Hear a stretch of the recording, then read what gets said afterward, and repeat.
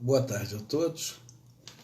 Eu sou Orlando aqui da CEF, Casa de Estudos Espíritas Fraternidade, no distrito de Itaipuaçu, em Maricá, e tenho o prazer de estar junto de vocês hoje para falarmos sobre o capítulo 6 do Evangelho segundo o Espiritismo, onde nós vamos ter a oportunidade, nesse curto espaço de tempo, falar sobre o Cristo Consolador.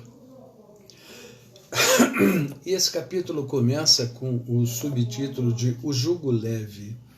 O jugo, se os irmãos não têm ideia do que seja, é aquele instrumento que se põe no carro de bois para controlar a passada dos bois e para fazer com que eles puxem aquela carroça, aquele carro. Então, o Jesus nos disse que o jugo dele, que ele nos oferecia, era leve, porque aquele jugo que se põe no carro dos bois, ele é um jugo de madeira pesada, densa, né? E começa assim: Vinde a mim, todos vós que estáis aflitos e sobrecarregados, que vos aliviarei.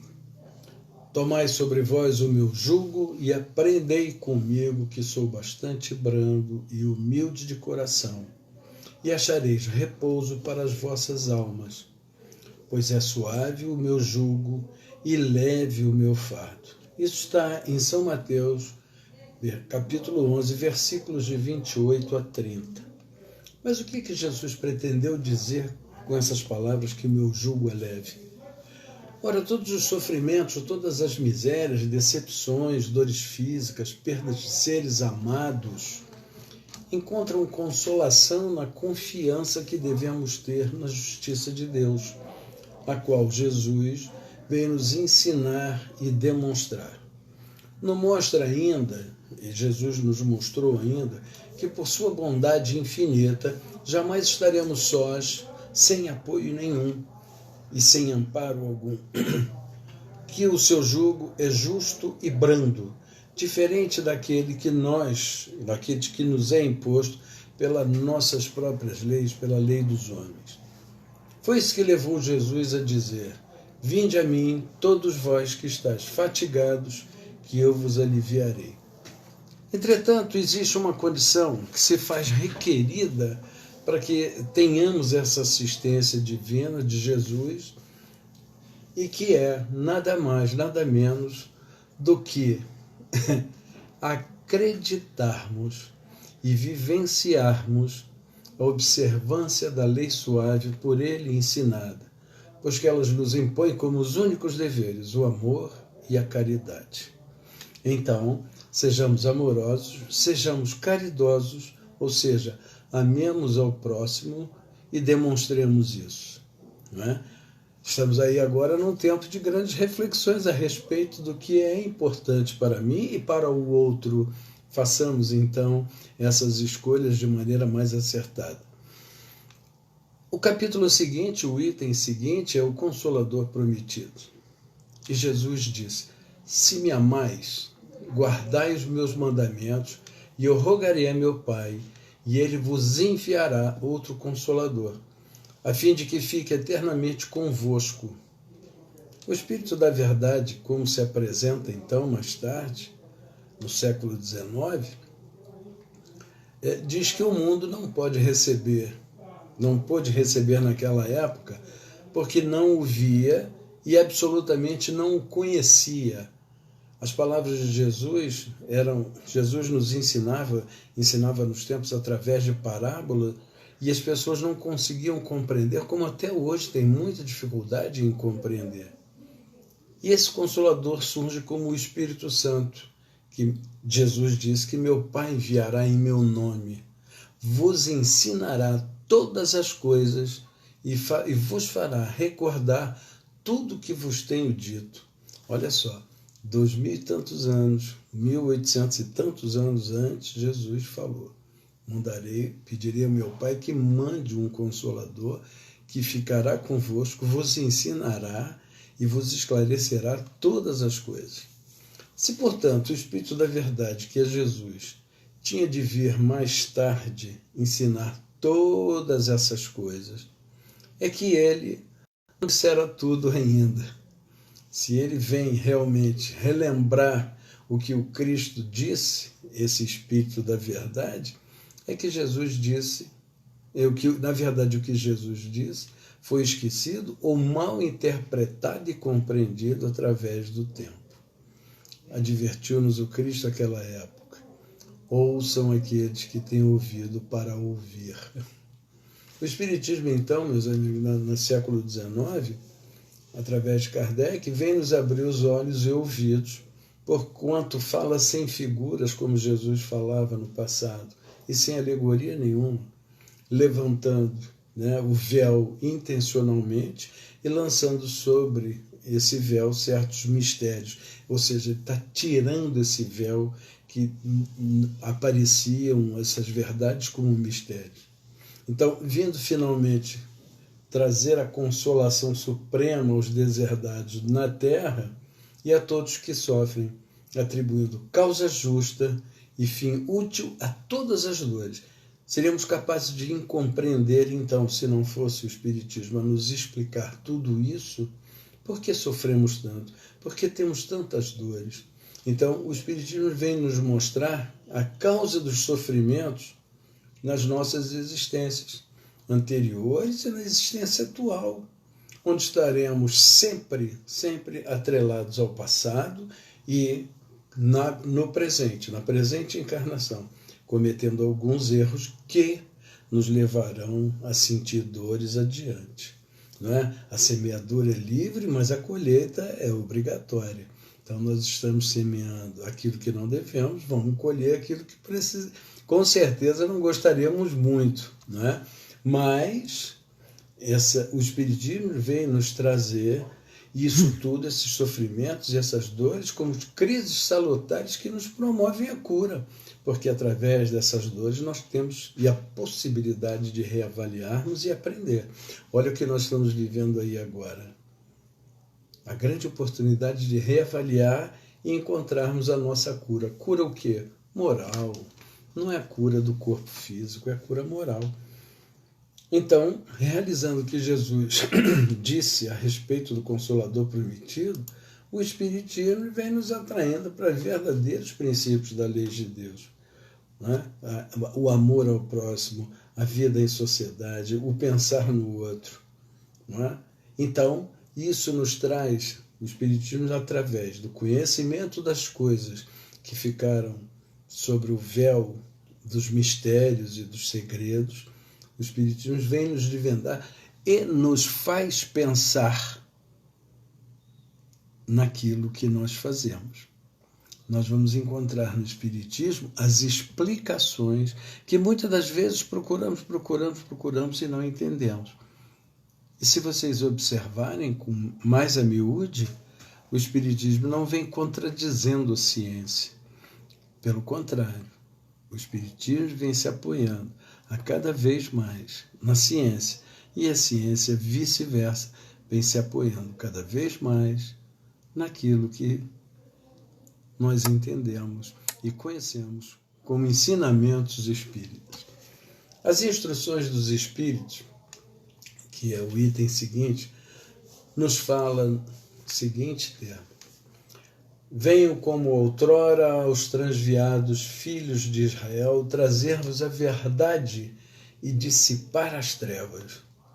Meu Pai não quer aniquilar a raça humana, quer que, ajudando-os uns aos outros, mortos e vivos, isto é, mortos segundo a carne, porquanto não existe morte, vos socorrais mutuamente, e que se faça ouvir não mais a voz dos profetas e dos apóstolos, mas a dos que já não vivem na terra a clamar. Então, o que Jesus diz através do Espírito da Verdade é: não vamos aniquilar a raça humana, o mundo não vai acabar, embora muita gente diga que o mundo vai acabar, que nós estamos no fim do tempo. Não estamos no fim do tempo. Estamos no fim de um ciclo para iniciar outro. E esse momento de transição entre um ciclo e o fim de um ciclo e o início de outro, essa fase de transição, ela é sempre conturbada com essas coisas que nós estamos vendo. Boatos, mentiras, intrigas, E isso é o que está acontecendo. Está aí uma possibilidade, nós fomos todos, o mundo inteiro colocado em casa para refletir. As mudanças acontecerão, mas vão começar a acontecer aqui dentro, de cada um de nós. À medida em que nós começarmos a pensar e repensar quem somos, o que estamos aqui a fazer. Por que nós estamos aqui? O Pai, afinal de contas, é justo. Seria injusto se nos colocasse num lugar que não mereceríamos, um lugar de dores, enquanto mereceríamos os gozos. Não seria justo. Mas como Ele é justo, soberano, e estamos aqui para aprender alguma coisa. Então, vem mais tarde, Kardec diz, espírita, amai-vos, este é o primeiro mandamento. Instruí-vos, este é o segundo. Amar-nos e instruir-nos. À medida em que nós nos instruímos, deveremos saber como melhor praticar esse amor junto ao nosso irmão, junto aos nossos irmãos, junto ao nosso próximo.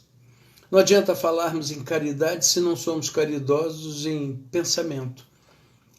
Caridade de ofertar coisas materiais não é a caridade esperada, porque a caridade é o amor em movimento.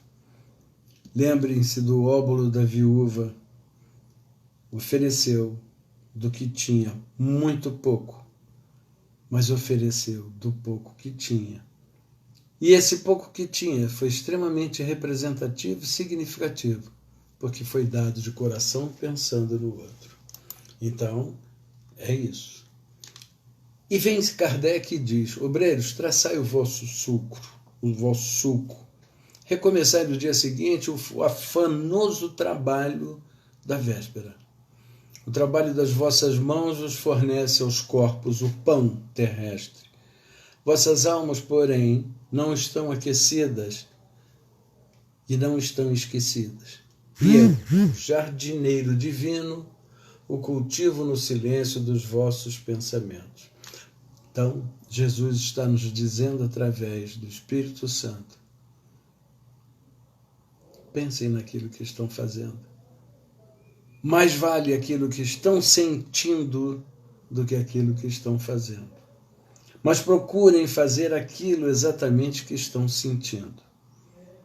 E continua afirmando, nada fica perdido no reino de nosso Pai, e os nossos suores e misérias formam um tesouro que nos torna ricos nas esferas superiores, onde a luz substitui as trevas e onde o mais desnudo dentre todos nós, ou seja, aquele mais puro, aquele mais simples, mais verdadeiro, talvez seja o mais resplandecente dentre os demais.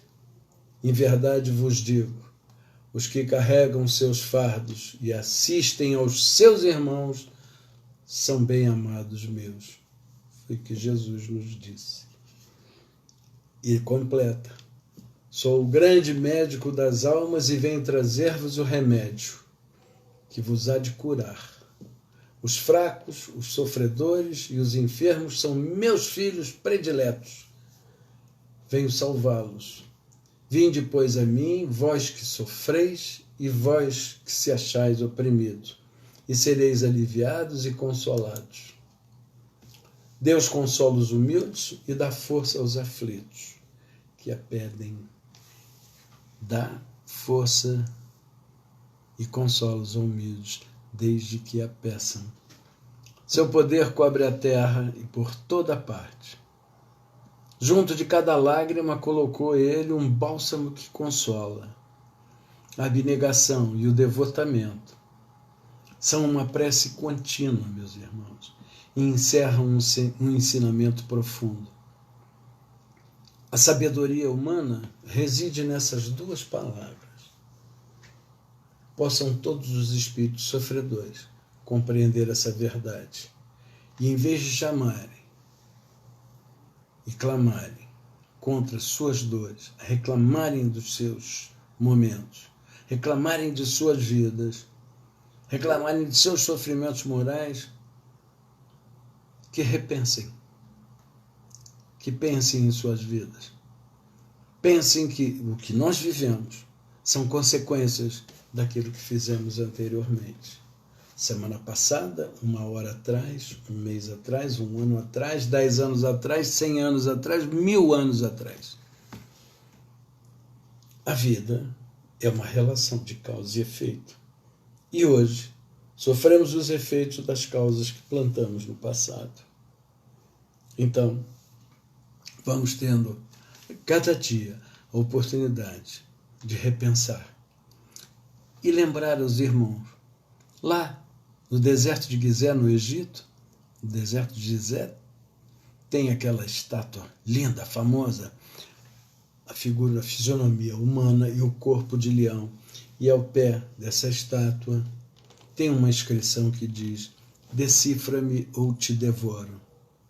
O corpo é de leão e esse leão está aqui dentro. E se eu não conhecer esse leão, eu não vou domá-lo. Vou deixar que ele venha à tona. E ele vindo para fora, ele vai morder a todo mundo, inclusive a mim. Ele vai me dilacerar. Ele vai acabar comigo. Então, quem sou eu? Eu serei aquela fera que eu alimento. Se eu não alimentar, eu abrando essa fera. Vamos pensar, não vamos alimentar. Obrigado a todos, boa tarde e até breve.